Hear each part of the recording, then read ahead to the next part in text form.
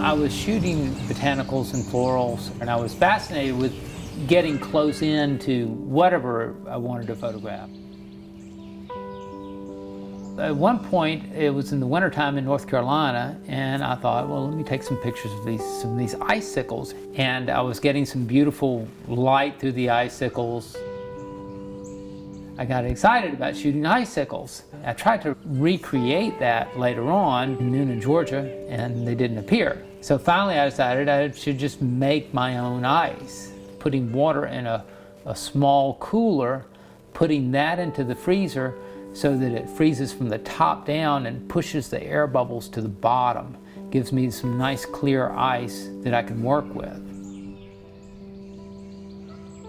I like to work down by the lake because that's the only spot I can get good direct sun. I hate it that it's in full view of my neighbors because I like solitude when I photograph.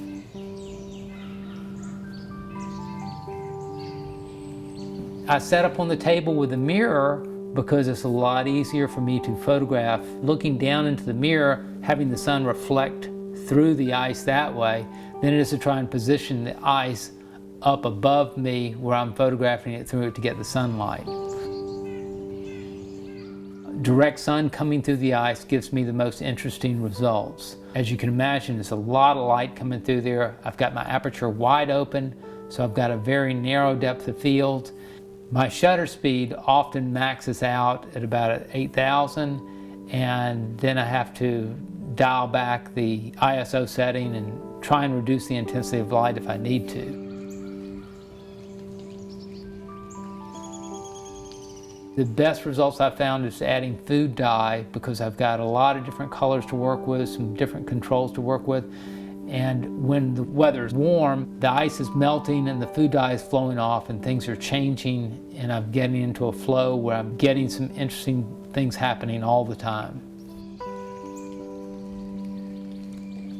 I've used extension tubes, close-up filters, close-up lenses, anything I can do to get on a closer macro level where I'm photographing the light and not the ice itself gives me my most interesting results. Some of these images look very cosmic, like I'm shooting something out of another galaxy or a nebula out in outer space. I really don't have any idea what I'm going to get until I'm looking through the viewfinder and things start changing and moving.